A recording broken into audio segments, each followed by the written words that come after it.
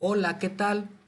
En este video empezaremos a platicar algunos ejemplos paradigmáticos de plantas transgénicas, por ejemplo, las plantas BT, que están expresando toxinas, diferentes toxinas CRI, producidas por la bacteria Bacillus thuringiensis.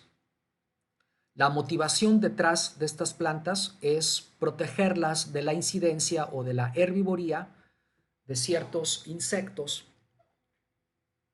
que en estado larvario se alimentan de los cultivos. Las toxinas CRI producidas por esta bacteria, cuando se ingieren por una larva, viajan a través del intestino hasta reconocer ciertas células. Aquí la toxina la represento con este rombo, las células del intestino del insecto con estas figuras. Entonces, estas células tienen un cierto receptor que perciben a la toxina y la célula truena. Y cuando ocurre esto, la larva ya no se puede alimentar. Las toxinas CRI, no obstante que decimos que son toxinas, no son dañinas para los seres humanos y de hecho se comercializan como biopesticidas o pesticidas orgánicos amigables para el ambiente. Aquí tenemos un ejemplo de un producto comercial de BT. Y entonces una planta BT lo que hace es producir su propio bioinsecticida. Aquí vemos una raíz de una planta de maíz silvestre, no transgénica. Vemos que la raíz está severamente dañada porque está siendo consumida por una larva de un insecto. Y aquí vemos una planta BT, que la raíz se desarrolla normalmente, gracias a que, aunque incida un insecto, este no se puede alimentar de la planta porque está ocurriendo este proceso. La tecnología de plantas genéticamente modificadas también ha servido para generar plantas resistentes a fitopatógenos. Por ejemplo, resistir al Omiceto Phytophthora infestans, que ha sido el dolor de cabeza para la producción de patatas. Incluso este bicho es el responsable de la gran hambruna irlandesa del siglo XIX que devastó los cultivos de patata en Irlanda. Pero de manera natural emergen cultivares con ciertos genes que llamamos genes R, cuyos productos, entiéndase las proteínas R, perciben directa o indirectamente la presencia o el efecto de Phytophthora. Y en función de eso, ejecutan una respuesta inmune fuerte que limita el desarrollo del patógeno en la planta. ¿Qué se hace a través del método Agrobacterium? Una vez que estos genes se identifican en cultivares silvestres, no comerciales, se construye un tDNA. Aquí no pongo todo el tDNA, pero es el gen R con su terminador, un cierto promotor, y se introduce en plantas o variedades comerciales que son susceptibles a este bicho, obteniéndose así variedades comerciales resistentes, como las que vemos aquí. Este es un tubérculo de patatas no transformadas genéticamente. Vemos el daño causado por Phytophthora. Y estas son papas transformadas genéticamente. Estas patatas te las puedes comer, estas no creo. Y aquí vemos un ejemplo ya en campo. Estos que tenemos aquí son plantas genéticamente modificadas, resistentes a Phytophthora, y al lado de ellas se cultivaron plantas no transgénicas, silvestres, las cuales pues no se pueden desarrollar dada la presencia de Phytophthora. Incluso la aplicación de fungicidas no tiene un efecto positivo para el desarrollo de estas plantas, mostrándose así la importancia o la utilidad de esta tecnología.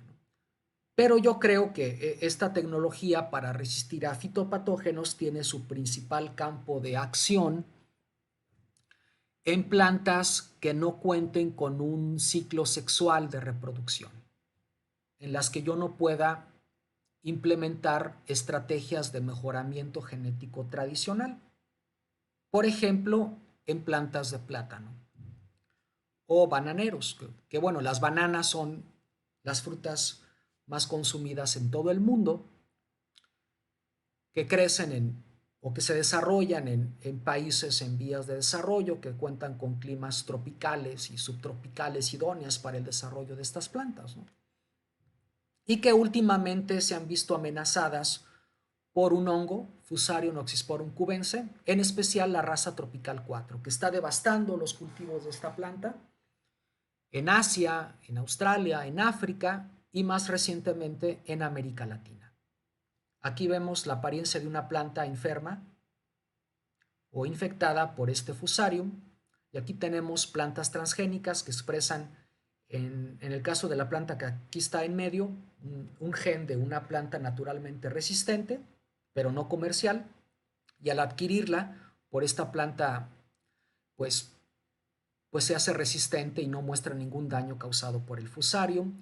Y en el caso de esta planta está expresando un gen que es de un nemátodo que por alguna razón el Fusarium cuando incide en esta planta pues no se puede desarrollar propiamente y no hay ningún daño, ¿no? Obviamente en este caso es posible que las plantas produzcan frutos, en este caso no. Además de la resistencia a plagas, fitopatógenos, otra de las aplicaciones que tiene la generación de transgénicas es la biofortificación, es decir, eh, incrementar el valor nutricional. Por ejemplo, en arroz, y el primer ejemplo o el caso más exitoso o paradigmático es el famoso Golden Rice, que es un arroz que tiene esta apariencia doradita porque está acumulando una importante cantidad de provitamina A, que es una sustancia peculiarmente importante para el desarrollo de los niños, que los fortifica y que es peculiarmente necesaria para una buena visión. Sin embargo, la fuente natural de esta sustancia pues son frutas y verduras y no en todos los países hay una disponibilidad de frutas y verduras. Posiblemente en México este no sería ningún problema, pero hay países, sobre todo en Asia, donde sí es un problema y donde lo que más se consume es arroz. Entonces, pues tú puedes obtener un arroz rico en provitamina A para ayudar a la nutrición, sobre todo de los niños. La provitamina A, también conocido como betacaroteno, no lo producen las plantas para la nutrición de los humanos, lo producen porque es un compuesto que coadyuva en la fotosíntesis, ¿no? Para aprovechar la luz como fuente de energía. Para generar el Golden Rice, entonces, se utilizaron o se expresaron tres genes de la ruta biosintética de beta-caroteno, el PSY, el CRT, el LSY. Aquí vemos la ruta metabólica que parte del geranil pirofosfato.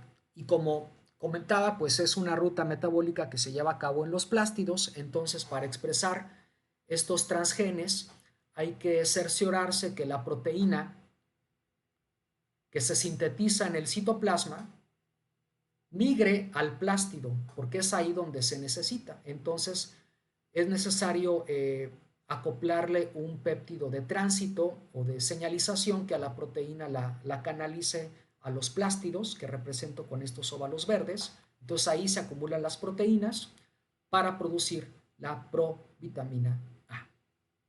También en arroz se ha incrementado el contenido de los folatos, que luego es muy recomendable, por ejemplo, para mujeres embarazadas. Aquí tenemos la estructura de los folatos, que pues es una estructura relativamente compleja porque es el resultado de dos rutas metabólicas, una ruta metabólica citoplásmica y una de plástidos que convergen en la mitocondria para formar estos compuestos.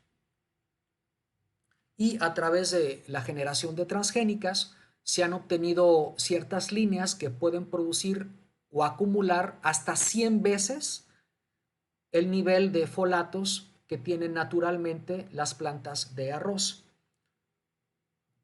¿Cómo lo han hecho?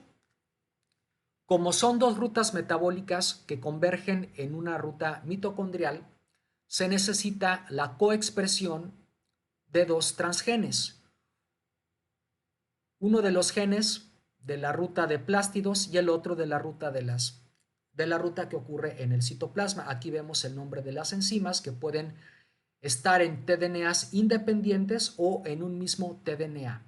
Entonces, al transformar el arroz con esto, pues se está canalizando el metabolismo en ambas rutas que convergen aquí para la acumulación de los folatos. Pues muy bien, esto era lo que tenía preparado para este video. Haremos un siguiente video para seguir platicando de estas aplicaciones. Nos vemos pronto.